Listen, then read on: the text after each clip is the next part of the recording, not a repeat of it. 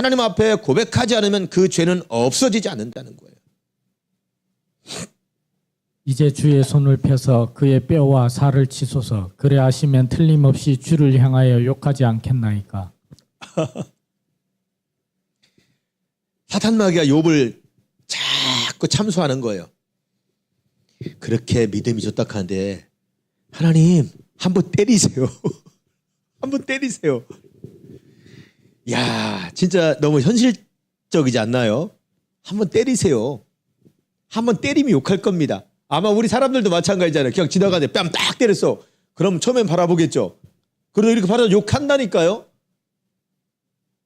그러니까 사람의 원초적인 그 본능을 건드려 보라는 거예요.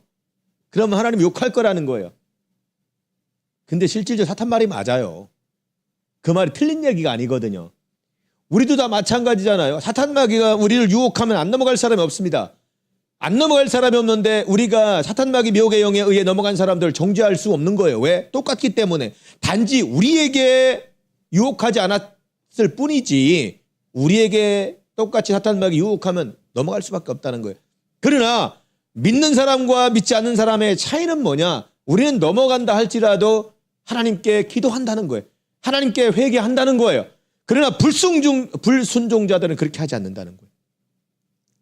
그렇기 때문에 용서받는 사람이 있고 용서받지 못하는 사람이 있는 거예요. 그 말씀 속에서. 여호수아가 더러운 옷을 입고 천사 앞에 서 있는지라. 아멘. 말씀에 여호수아가 더러운 옷을 입고 있다라고 말하고 있어요. 그럼 뭐예요? 죄가 있다는 거예요. 죄가 있는데 하나님께서 그 죄를 묻지도 따지지도 않는다는 거예요. 이미 그 죄가 만천하에 드러났어요. 왜? 백성들이 여호수아가 이방 여자를 아내로 받아들여서 그는 지도자로서의 역할을 감당할 수 없다라고 수없이 들어왔어요. 그랬는데 우리 하나님이 또 그 이야기를 꺼낸다면 하나님이 아니에요. 백성과 다를 게 없잖아요. 우리 하나님과 백성과 다른 건 그거예요. 너는 됐다. 너는 너의 죄에 대해서 충분히 감당했고 회개했다. 만약에 그가 회개하지 않았다면 하나님이 그를 용서하지 않았겠죠. 그렇죠? 그러나 내가 그들이 거주하는 이방인의 눈앞에서 그들에게 나타나 그들을 애굽 땅에서 인도하여 내었나니 이는 내 이름을 위함이라. 내 이름을 그 이방인의 눈앞에 더럽히지 아니하려고 행하였음이라. 아멘. 자, 에스겔서 20장 9절 말씀 굉장히 중요한 말씀이에요. 성경 전체를 다시 보게 하는 말씀 중에 한 말씀일 수 있어요. 이 말씀이. 자, 그러나 내가 그들의 거주하는 이방인들의 눈에서 그들에게 나타나 그들을 애굽 땅에서 인도하여 내었나니 이는 내 이름을 위함이다 라고 하고 있어요. 내 이름을 위함이다. 자, 내 이름을 그 이방인의 눈앞에서 더럽히지 아니하려고 행하였다라고 하는 거예요. 애굽에서 이스라엘 백성들을 10가지의 기적과 이적을 보여주시면서 그들을 다 구출했습니다. 구출해낸 이유가 보통 보면은 모세를 통하여 이스라엘 백성들이 울부짖는 소리를 듣고 모세를 통하여 그들을 구원했다. 울부짖는 소리를 듣고 했다라고 하는 장면도 나오지만 그게 본질이 아니라고 하는 거예요. 그게 본질이. 하나님께서 그들을 애굽에서 구출한다고 약속한 약속이 있다는 거예요. 누구를 통해서? 아브라함을 통해서 한 이야기가 있다는 거예요. 그 약속을 지키려고 그들을 구출해냈다는 거예요.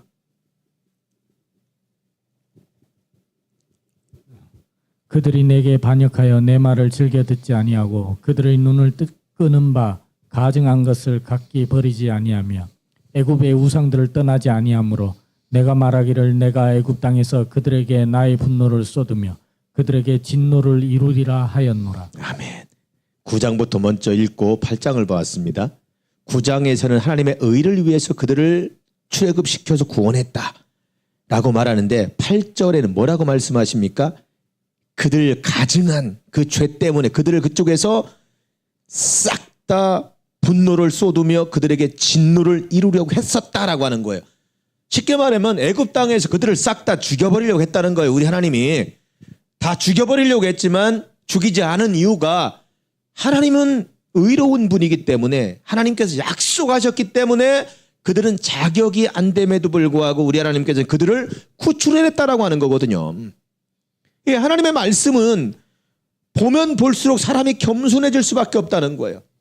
나는 믿음으로 구원받았으니까 이제 이후로는 나 회개하지 않아도 되라고 하는 구원받은 사람들의 그런 잘못된 생각, 그들을 망치는 거잖아요. 세상 인류의 모든 사람들은요, 자기가 의로워서 구원받을 수 있는 사람은 한 명도 없다는 거예요. 자기가 의로워서 구원받을 수 있는 사람 한 사람도 없습니다. 자, 하나님의 전적인 은혜가 있어야 된다는 거예요. 하나님의 전적인 은혜가 있어야 되는데 그래도 간사한 마음이 없는 믿음이 있어야 된다는 거예요.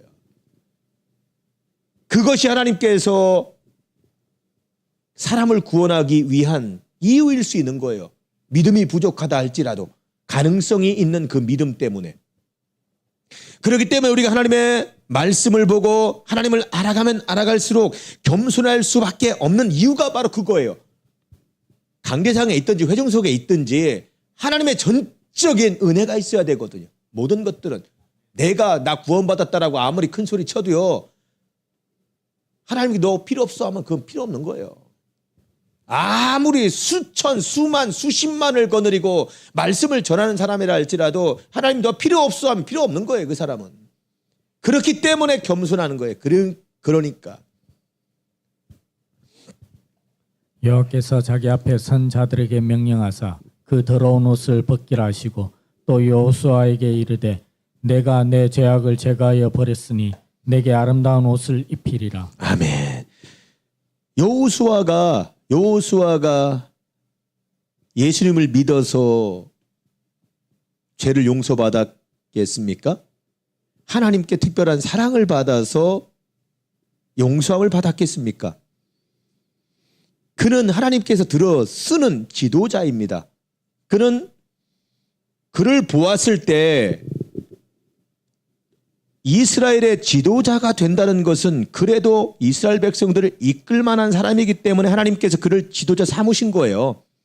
그 사람 마음에서 신앙을 보았다는 거예요. 간사함이 없는 선하심을 보았다는 거예요. 그렇기 때문에 여호수아를 선택하신 거예요. 그렇죠?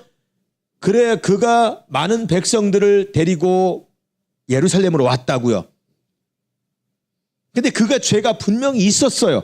죄가 있음에도 불구하고 그를 세웠다고요. 하나님은 모르지 않아요. 그래서 자꾸 어려움이 생기니까 백성들에게 여호수아의 죄를 용서했다라고 하는 것을 만천하에 공포하려고 스가랴 선지자를 보내서 이 이야기를 주고 있는 거예요. 지금 백성들 앞에서 스가랴 선지자에게 말씀을 주고 백성들 앞에서 이 말씀을 읽게 한 거예요. 여호수아가 죄가 있다. 죄가 있지만 그를 용서한다. 그러면서 너희 백성들은 하나님이 인정한 대제사장 여호수아를 인정하라. 하나님도 인정하기 때문에 너희들도 인정하라. 이 말씀이거든요. 스가랴에서 뒤에 장에 하면 또 이제 스룹바벨도 나오잖아요. 총독. 스룹바벨도 죄가 있지만 스룹바벨도 용서하는 거예요. 그럼을 통해서 스룹바벨과 대제사장 여호수아가 이스라엘 백성들을 이끌고 성전을 건축합니다. 그 뒤에 느헤미야 선지자가 나와서 성벽을 마무리 또 합니다. 하나님께서 인정하는 모든 사람들은요, 믿음도 믿음이지만 그들의 마음 됨됨이가 간사함이 없어야 된다는 거예요. 간사함. 이런 간사라고 하는 그 단어 자체가 우리 마음에 없어야 돼요. 그런 마음이 있다면 자꾸 버리려고 생각을 해야 돼요. 우리 마음 속에서. 너희가 알거니와 너희 조상이 물려준 헛된 행실에서 대속함을 받은 것은 은이나 금같이 없어질 것으로 된 것이 아니요. 아멘. 은혜 받은 사람들의 주로 고백이 이런 고백이잖아요. 우리의 어떤 행실을 통해서 금이나 은으로 받은 것이 아니다. 베드로는 가룟 유다와 같은 죄를 지었어요. 그 말씀 그 대목을 이야기할 때 어느 목사나 어느 신학자들은 굉장히 크게 취급을 하던데 죄 경중은요 똑같아요. 베드로는 2번 부인했잖아요. 그러나 가룟 유다는 2번 판 거 아니거든요. 1번 팔았어요. 판 게 어떻게 보면은 예수님이 있는 곳을 알려준 가룟 유다. 예수님을 모른다고 고백한 베드로. 그러나 가룟 유다는 모른다고는 안 했어요. 그러나 베드로는 모른다고 했거든요. 죄의 경종을 묻지도 따지지도 않고 가룟 유다는 회개하지 않았다는 거예요. 베드로는 회개했다는 거예요. 그 베드로가 고백하는 거예요. 자기가 어떤 행위를 통해서 용서함을 받은 게 아니다. 이건 세상의 권세와 돈으로 해결받을 수 있는 게 아니다. 라고 고백하는 거예요. 그 경험자 베드로가. 그러니까 우리도 마찬가지예요. 내가 이렇게 하면 하나님 기뻐하시겠지? 내가 이렇게 하면 기뻐하시겠지? 분명히 기뻐하는 그런 길을 가게 되면 그럴 수 있습니다. 그러나 그 길을 갈 때에는 내가 우리 하나님께 내게 주신 그 은혜에 비하면 이건 아무것도 아닙니다라고 하는 내 안에 자발적인 은혜가 고백이 있어야 된다는 거예요. 나의 안에. 그렇게 했을 때 하나님께서 그를 크게 쓰시는 거예요. 내가 말하되 정결한 관을 그의 머리에 씌우소서 하매 곧 정결한 관을 그 머리에 씌우며 옷을 입히고 여호와의 천사는 곁에 섰더라. 아멘. 여호수아가 사탄마귀 미혹의 영이 여호수아 죄 때문에 이스라엘은 망할 거다라고 이제 계속 참소를 할 때 그 자리에서 여호수아의 죄를 용서하고 더러운 옷을 벗기고 흰 옷을 입히고 그의 머리에 관을 씌워주는 거예요. 이 관도 권세를 상징합니다. 이 관도 권세를. 그러니까 너희들은 인정을 하지 못하지만 내가 인정하기 때문에 너희들은 죄를 묻지도 따지지 말고 그를 인정하라입니다. 그를 인정하라. 어떤 때 교회 안에도 보면 그런 일들이 있잖아요. 보면은 지도자로서 인정할 수 없어. 지도자를 인정할 수 없어. 그래가지고 막 그 회가 힘들어지고 어려운 그런 지경에 놓일 때가 참 많이 있어요. 그럴 때 이 말씀을 생각해야 돼요. 제가 늘 그러잖아요. 교회 일은 내 뜻에 내 마음에 안 맞으면 그냥 뒤에 서포트 하든지 아니면 정말 안 맞으면 그냥 나오면 돼요. 거기서 물고 뜯고 싸우지 말라고요. 물고 뜯고 싸우지 말. 그냥 안 맞으면 피하면 되는 거예요. 그게 제일 은혜가 넘치는 거거든요. 그렇죠? 이는 한 아기가 우리에게 낳고 한 아들을 우리에게 주신 바 되었는데 그의 어깨에는 정사를 메었고 그의 이름은 기묘자라 모사라 전능하신 하나님이라 영존하시는 아버지라 평강의 왕이라 할 것임이라. 아멘. 앞절에 하나님의 천사를 거론하고 있는데 하나님의 천사는 오실 예수님을 예표하고 있습니다. 모든 하나님의 사자, 하나님의 천사. 왜 그러냐면은 여기에 보면 이사야서 9장 6절 말씀에 보면은 그의 이름은 기묘자라 모사라 전능하신 하나님이라 이렇게 말하고 있어요. 영존하시는 아버지라 평강의 왕이라 할 것이다 이렇게 말하고 있습니다. 여기에서도 오실 예수 그리스도를 예표하고 있고 방금 전에 읽었던 여호와의 천사도 오실 그리스도를 예표하고 있다라고 하는 거예요.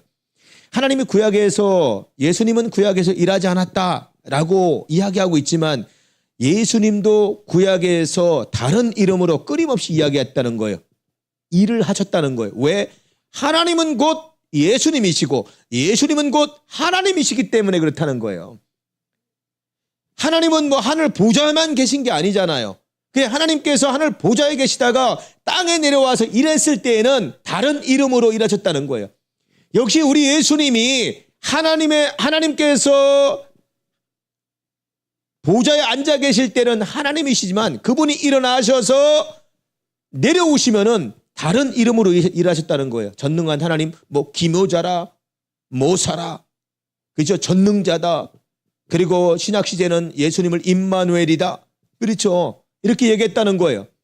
자, 하나님 앞에 7 천사가 있는데 7 천사도 하나님의 영이다라고 말하고 있어요. 그래서 하나님의 나라의 그런 뭐 질서나 순서나 이런 거 같은 경우에는요, 생각을 안 하는 게 좋아요. 생각을 안 하는 게 좋다고요.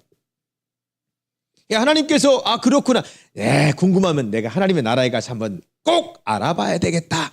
그렇게 생각하시기 바랍니다. 그렇게. 제가 가끔 그런 얘기 많이 했잖아요. 집사님과 함께 천국에서 마디는 차 한잔 했으면 좋겠다. 이게 보통 이야기는 아니에요. 그렇죠? 쉽게 말하면 같은 고난과 역경을 이겨내고 우리 하나님의 나라에서 만납시다라고 하는 이야기거든요. 이거보다 더 큰 축복의 말이 어디 있겠습니까? 그렇죠? 여호와의 천사가 여호수아에게 증언하여 이르되. 여기에도 지금 여호와의 천사가라고 말하고 있어요. 여기 나오는 여호와의 천사도 오실 그리스도의 예수님을 예표하고 있다라고 하는 거예요. 그렇죠? 만군의 여호와의 말씀에 내가 만일 내 도를 행하며 내 규례를 지키며 내가 내 집을 다스릴 것이요 내 뜰을 지킬 것이며 내가 또 너로 여기 섰는 자들 가운데서 왕래하게 하리라. 아멘. 만군의 여호와가 라고 만일 내 도를 행하며 내 규례를 지키면 이렇게 이야기하고 있습니다. 다 용서하고 다시 이제 권면하는 거예요. 부탁을 하는 거예요. 하나님의 말씀을 지키라는 거. 다 용서하고 이제 끝 이게 아니잖아요.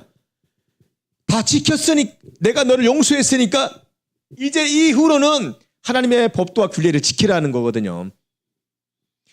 우리가 보면은 교회 부흥회 할 때마다 그런 잘못된 그런 것들이 굉장히 많이 보이는데 그게 뭐 성령 충만함만 받으면은 그냥 모든 것들이 다 정말 뭐 어느 정도 권세자처럼 인정을 해주는 그런 것들이 있어요. 보면은 성령이 딱 충만하면 그때부터 배워야 되는 거예요. 그때부터.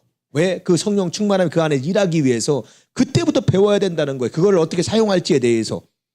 여기에 보면은 여호수아도 마찬가지잖아. 용서함을 받고 면류관도 쓰고 권세도 받았어요.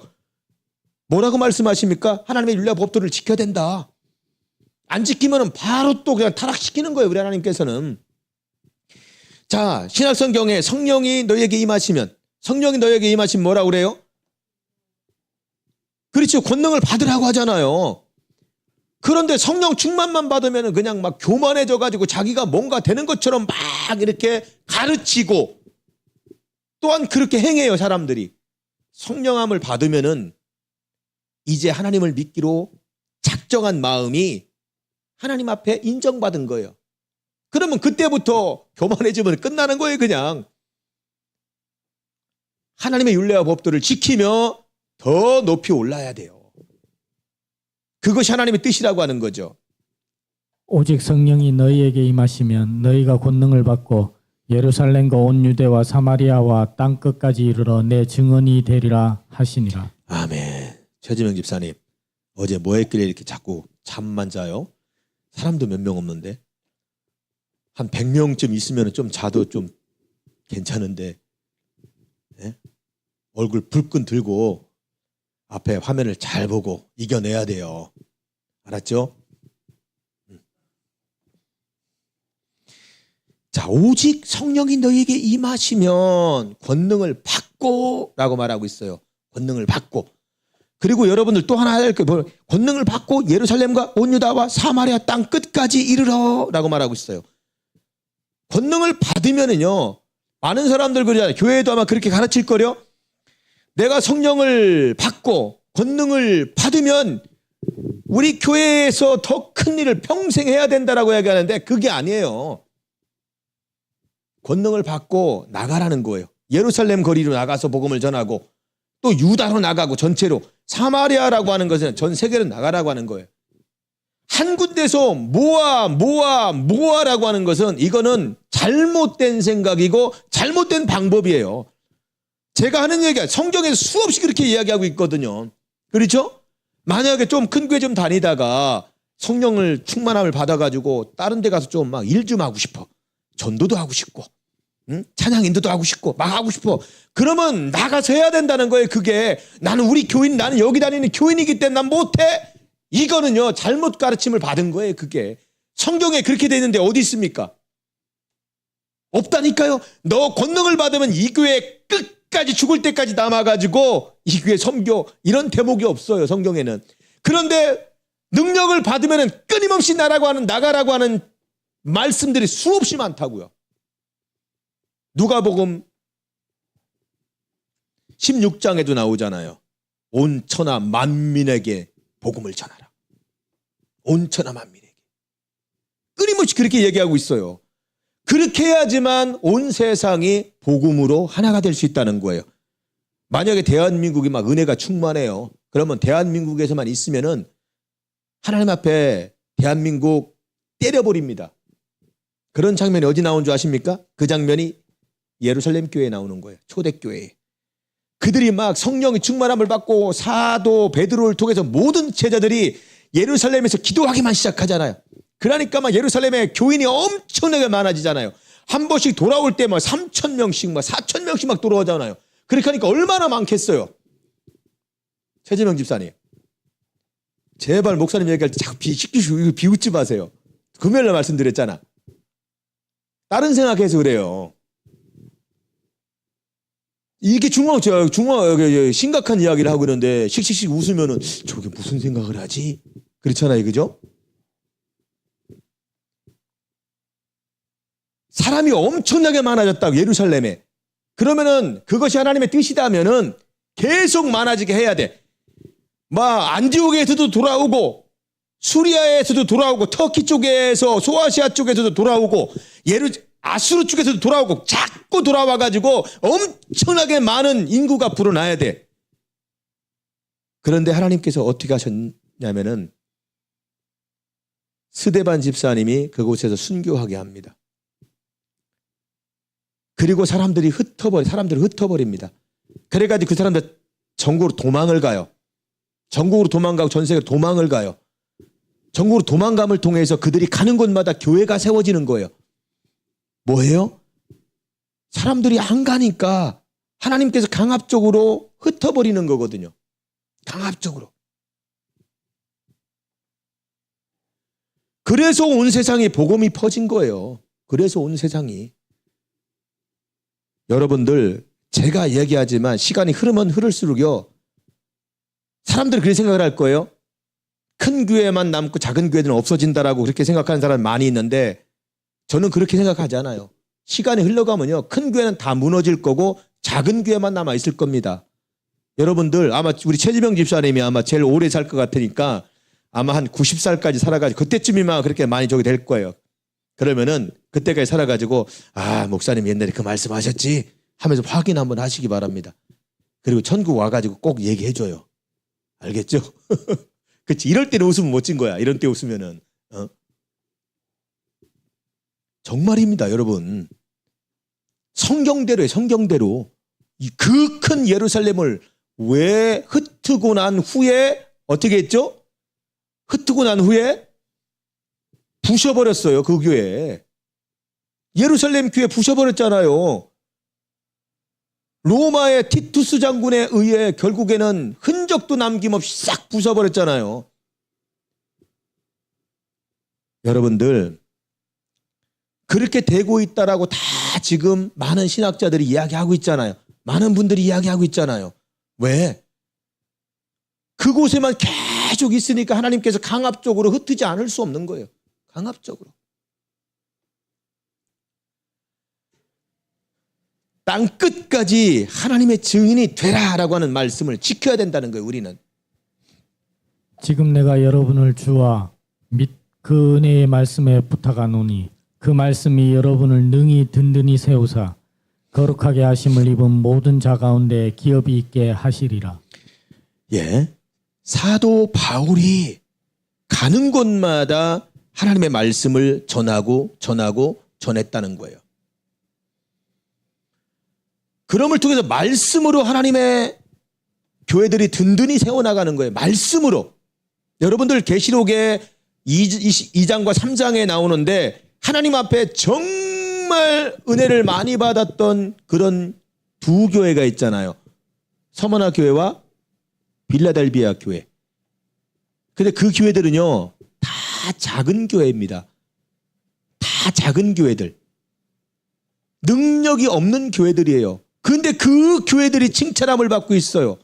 그러나 마지막 라우디게아 교회 같은 그 정말 온천이 나오고 그 약재나 이런 것들이 굉장히 많이 나와서 부자 그 교회는 온갖 책망을 다 받고 있다는 거예요. 온갖 책망을. 근데 그 작은 교회들이 그렇게 하나님 앞에 순교자도 나오고 끝까지 믿음을 지켰다라고 말하고 있거든요. 끝까지. 그러니까 성경대로 신앙생활하면 돼요. 성경대로 신앙생활하면.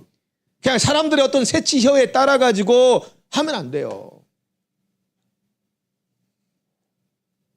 대제사장 여호수아야, 너와 내 앞에 앉은 내 동료들은 내 말을 들을 것이니라. 이들은 예표의 사람들이라. 내가 내 종 싹을 나게 하리라. 아멘. 여기에 보면은 여호수아, 스룹바벨, 에스라 이런 사람들은 예표의 사람이다. 죄송합니다. 스룹바벨과 여호수아와 스가랴 이 사람들은 하나님의 예표의 사람이라고 말하고 있어요. 예표의 사람이라고 했을 때에 예표의 사람이구나 이게 아니라 총독 스룹바벨은 딱 총독이에요.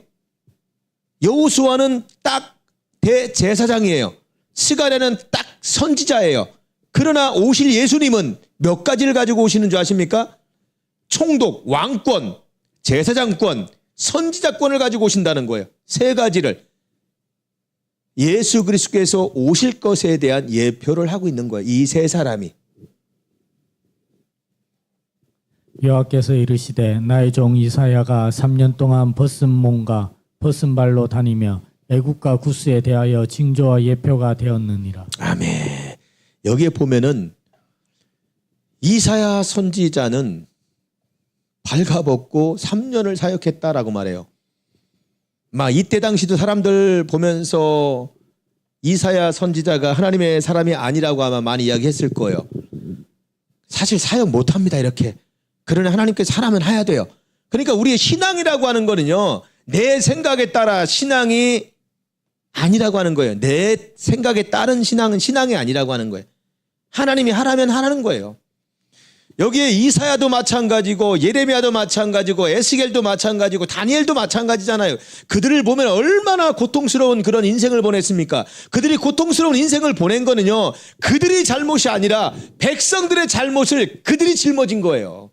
그들이. 그리고 우리 예수님께서 십자가에 못 박혀 돌아가셨는데 우리 예수님의 죄 때문에 십자가에 고통을 당하신 게 아니잖아요. 우리의 죄 때문에 우리 예수님이 십자가에 고통을 당하신 거잖아요. 많은 선지자들이 그렇다는 거예요. 그리고 지금 이 시대에 많은 목자들도 똑같이 선지자들과 같은 그런 삶 속에서 본이 되어야 된다는 거예요. 그러나 안 그렇잖아요. 많은 성도들이 화려하고 연예인 같은 그런 목자들을 원하고 있으니까 그런 사람들이 나타나는 거예요. 정말 하나님의 목자를 기다려야 되는데 정말 하나님의 목자를 안 기다린다니까요. 자기가 봤을 때에 잘생기고 멋지고 좋은 입고 좋은 집에서 좋은 차 타고 이런 사람을 원하잖아요. 그러니까 그런 사람들이 있는 거예요. 만군의 여호와가 말하노라. 내가 너 여호수아 앞에 세운 돌을 보라. 한 돌에 7눈이 있느니라. 내가 거기에 새길 것을 새기며 이 땅의 죄악을 하루에 제거하리라. 아멘. 한 돌에 7눈이 있다라고 하고 있어요. 한 돌에.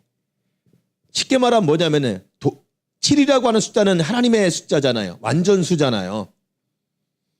근데 돌에 눈이 있다는 변하지 않는 하나님의 돌보심이 온 세상을 돌아다니면서 살피고 있다는 거예요. 그리고 하루에 죄가 제거된다라고 하는 것은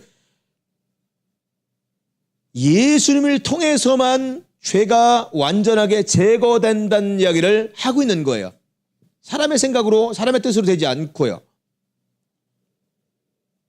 예수께서 신포도주를 받으신 후에 이르시되 다 이루었다 하시고 머리를 숙이니 영혼이 떠나가시니라. 아멘. 하루에 죄가 제거된다라고 하는 말씀이 요한복음 19장 30절을 통해서 다 이루었다라고 자신 있게 말씀하시며 숨이 끊어지셨다라고 말씀을 하고 있습니다.